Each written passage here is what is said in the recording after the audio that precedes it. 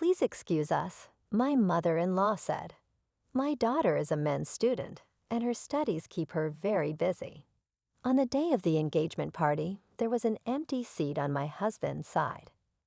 Both my mother-in-law and father-in-law noticed my gaze and approached, looking quite apologetic. I told her she needed to be here. My husband, Kenneth, said, expressing his frustration with his sister and apologizing to my family. We smiled and reassured them, saying, "Don't worry about it, we understand." My mother-in-law added, "We hope you get along well with our daughter too." I nodded, "Yes, of course." At that moment, I didn't think too much of it, since my in-laws and Kenneth had left a good impression. I assumed his sister would be the same. My name is Holly, and I'm 33 years old. Kenneth and I registered our marriage 2 months ago and are planning to have our wedding ceremony next year, around the time of our engagement party. My mother fell ill and was hospitalized. I wanted to wait until she fully recovered so she could see me in the wedding dress she had always dreamed of. In the meantime, I decided to embrace my role as a housewife. Before getting married, I worked as a doctor in a hospital. However, the demanding nature of the job took a toll on my mental and physical health, affecting both my work and personal life. Although I couldn't leave my patients immediately, I eventually resigned from the hospital on the advice of others. Perhaps a large hospital wasn't the right fit for me. During a period when I felt inadequate and embarrassed about my career, I met and married Kenneth. Raised in an ordinary family, he was surprised to learn I was a former doctor, but saw me for who I was beyond my profession. "I'll work hard to keep you smiling," he would say, heading to work diligently every day. For him, I dedicated myself to cooking and housework. Thanks to Kenneth, I can now live my life with a smile. As my health gradually improved, I began considering re-entering the workforce using my medical license.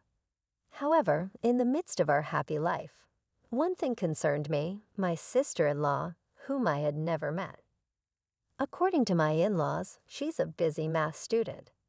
We were supposed to meet at the engagement party, but she couldn't attend due to her studies. Having passed her exams on the first try, she must be quite capable. Since Kenneth and I registered our marriage around the same time as the party, we missed the chance to meet her. I hoped we could eventually greet each other one day. Kenneth and I went out to the city. We enjoyed looking at furniture and matching dinnerware together. As we were thinking of taking a break, a voice called out, "Isn't that Kenneth?" Kenneth turned around, and I followed his gaze. A flashy young woman stood there, dressed in a low-cut dress and high-heeled pumps, with a strong perfume scent. "Rachel, what are you doing here?" Kenneth asked. The woman, named Rachel, scrutinized me, making me feel uncomfortable. Kenneth introduced her to me. "Holly, this is your first time meeting her, right? This is my sister, Rachel." "So this is her," I said politely, greeting my sister-in-law. She was different from what I had imagined, but I reminded myself not to judge people by their appearance. As I reflected on this, Rachel laughed mockingly. "Oh, so you're already married? Wow, Kenneth, you're handsome and have a high income, but you married such a plain woman. That's just weird." I was taken aback by her blatantly rude comment on our first meeting. It was true that Kenneth, 4 years younger than me, was good-looking and worked for a major pharmaceutical company, earning an above-average income. While strangers might think we were mismatched, I couldn't understand how she could say such things to my face. Sensing the tension, Kenneth stepped forward to defend me and scolded Rachel. "Hey, don't say such rude things. You should properly greet her, especially since you missed the engagement party due to your own convenience." Rachel laughed it off without any concern. "Well, I had a mix-up to go to after a long time." Wait, wasn't she supposed to be busy with her studies? Shocked by the reason for her absence, I decided to try and mediate, worried that this could escalate into a heated argument between my husband and his sister. Well, we're meeting today, so that's good, right, Rachel? I look forward to getting along with you. Rachel glared at me. What do you do, anyway? She asked. I'm going to be a doctor, you know. Don't get too familiar with me. Her aura of I'm important, I'm special was overwhelming. I've encountered many people with high pride, but she was exceptional. I tried to calm Kenneth, who was about to yell, and replied, I'm currently a housewife. I used to be, but Rachel interrupted me before I could finish. A housewife? That's just like being unemployed. Unemployed people are society's garbage. And now you're my sister-in-law. Seriously. Oh, are you just a parasite living off my brother's money? I felt my cheeks twitch involuntarily. In Rachel's mind, housewives seemed equivalent to unemployed people, which was an extreme view. My attempt to keep the peace had clearly backfired. Rachel, enough, Kenneth said, stepping in to defend me. Holly isn't the kind of person you think. It's okay, Kenneth, I said, calming him down. Even though our interaction was brief, I felt I understood what kind of person Rachel was. She must be intelligent, having passed her exams on the first try and keeping up with her credits. But her personality left much to be desired. Being a doctor is a wonderful profession, indeed. It's a tough journey, but good luck with it, I said, smiling warmly. Ah, what do you know? I don't need your fake advice. Oh, and by the way, I'm still a student, so I'll pass on giving a wedding gift. Thanks. My husband seemed too tired to get angry anymore. Just go, he said, gesturing as if shooing away an animal. Rachel complained in response. I came to say hi, but what a bad attitude. Well, whatever. I'm busy too, she said before turning and walking away. After Rachel disappeared from sight, Kenneth deeply apologized to me. I'm really sorry about my sister. I can't believe she said all those rude things. She used to be more reasonable. I shook my head. It's okay. Honestly, my impression of Rachel was nearly the worst, but it's better than having a fight because of me. We managed to exchange greetings, and from now on, I just need to keep my distance. Thank you for defending me so many times. You know what? Let's change our mood and have some coffee. I'm craving some delicious coffee. I smiled and Kenneth nodded, looking relieved. A few days later, I visited a large hospital nearby, carrying a tote bag with flowers and a change of clothes. I reached for the door of a private room. Mom, it's Holly. How are you feeling? I called as I opened the door. My mother smiled happily from her bed. I regularly visited her to help with her clothes and personal care. Today, she seemed to be in pretty good spirits. In place of my mother, my brother Andrew, removing his stethoscope, answered. He works as a doctor at this hospital. Andrew keeps a close eye on our mother's condition. Seeing his familiar face always brings a smile to mine. It's been a while, Andrew, he said, smiling as he continued to record our mother's progress. I sat down my tote bag and took a seat on the round chair beside her bed. Dad was here a moment ago, but he left for a conference. Bad timing. It would have been nice if the whole family could have been together. What a pity, my mother chuckled. This hospital is actually run by my father. I used to work here as a doctor, just like him and Andrew, she continued. It feels strange being here, a place that's both my family home and former workplace. After enjoying a chat, my mother, feeling sleepy from her medication, said, I think the medicine is working. I'm feeling a bit drowsy and started to drift off. After tucking her in, my brother said, seeing both of us might have comforted her. We smiled at each other and left the room quietly. My brother and I sat down on a couch in the lobby. "How are things with Kenneth? Are you two getting along?" he asked. I nodded. "Yes, we're having a good time every day." He laughed and patted my head. "Ever since you were young, you've always been overly concerned about me.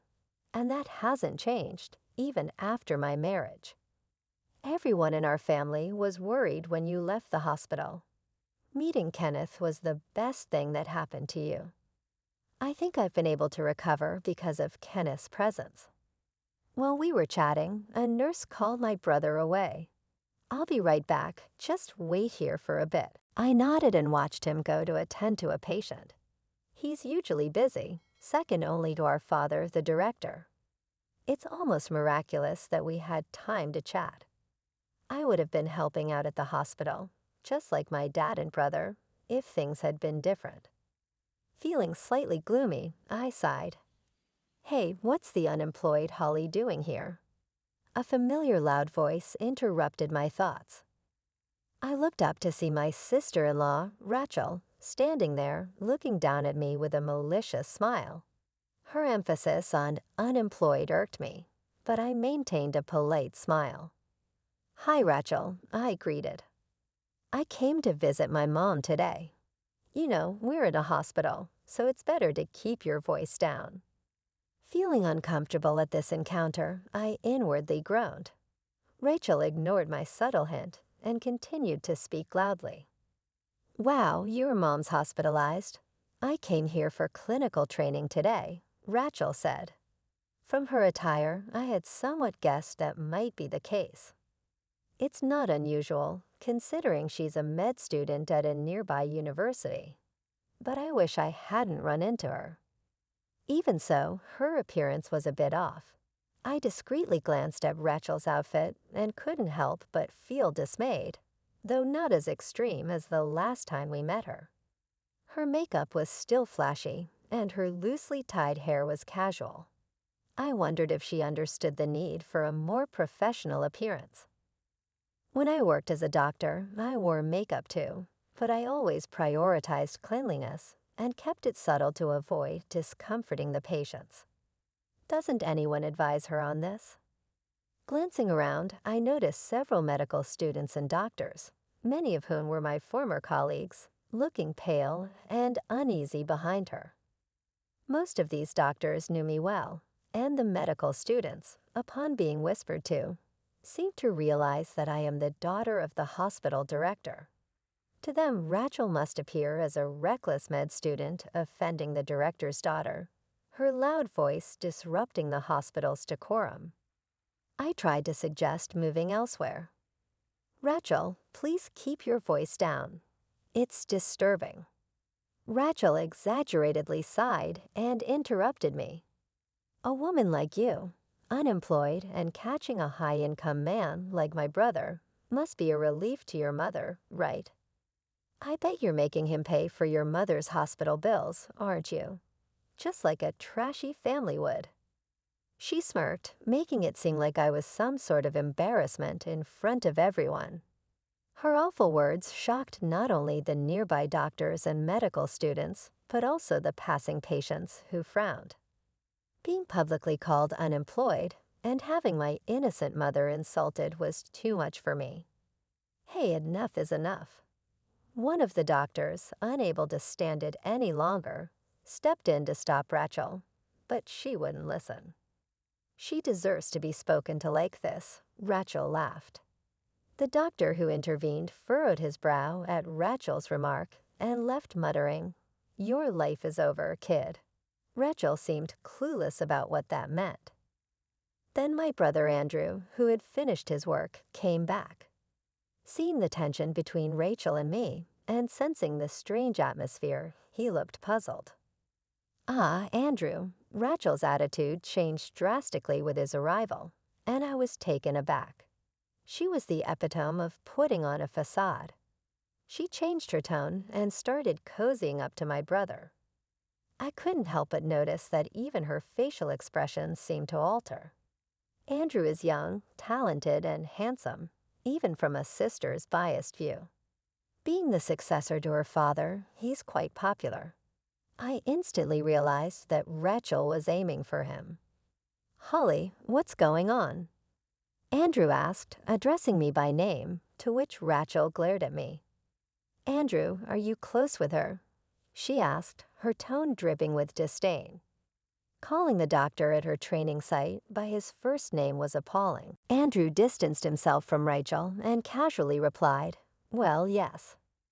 Rachel, apparently unhappy with his response, persisted annoyingly. "But she's married, you know." "You weren't aware of that, right? Andrew, you're popular." "You should be careful." Rachel's sugary, nasal voice was irritating. She seemed to mistake me for a rival aiming for Andrew. "I know she's my sister, after all." Andrew's words made Rachel freeze. "What?" I struggled to contain my laughter at Rachel's stunned expression. While Rachel stood there dumbfounded, the medical student who had intervened earlier whispered in Andrew's ear, likely explaining the whole situation. Andrew's expression turned stern in an instant. "Wait, so Holly is the daughter of the director of this hospital?" As Rachel looked confused, I nodded. "Yes, I'm his daughter. I originally worked here as a doctor. I had to quit due to health issues. Now I'm recovering and temporarily putting my efforts into being a housewife." Rachel turned pale at my words. I had heard from Kenneth that she was hoping to get a job at this hospital. She must realize now that after insulting my mother and me, and with my brother hearing it, her chances of employment here are bleak. So are her dreams of marrying you to wealth. I glanced at Andrew's profile and smiled inwardly. She's unbelievable as a person. Andrew muttered quietly. It seems he never had any interest in Rachel in the first place. "Rachel seems to be quite excellent as a medical student," I continued. At my words, Rachel visibly flinched.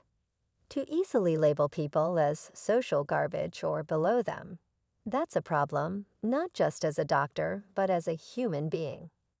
Unless you realize what that problem is, you're not qualified to be a doctor. Reflect on that. The people around nodded in agreement with my admonishing tone. Lectured by me, whom she had mocked, and disappointed by Andrew, whom she admired, it must have been a series of embarrassments for her. However, I didn't want her to become a doctor as she was. Doctors not only bear responsibility for lives, but also need to empathize with people's hearts. I believe that. "Ha, I don't get it," Rachel muttered, feeling uncomfortable with the atmosphere. She turned and hurried away. "Don't run in the hospital," scolded a passing nurse. Startled, Rachel took a spectacular fall. Andrew and I exchanged glances and laughed, resigned to the absurdity of the situation. Half a year passed. Rachel, already known for her bad character, became completely isolated. After ridiculing me in the hospital, her pride led her to heavy drinking, which resulted in a severe injury and hospitalization. Ironically, she was now being cared for by the very doctors she aspired to join. Finally understanding her own arrogance, she expressed regret and a desire to apologize to me. As I heard from my in-laws, she decided to take a break from medical school and planned to start fresh after her discharge. But it would be a thorny path for her. Meanwhile, I secured a new job as a medical doctor at a pharmaceutical company. My role involves researching and developing medications, as well as verifying the safety of new drugs. My father and brother asked if I would return to the hospital, but I wanted to try something new. My mother's health improved enough for home care, and she's looking forward to attending our wedding next year.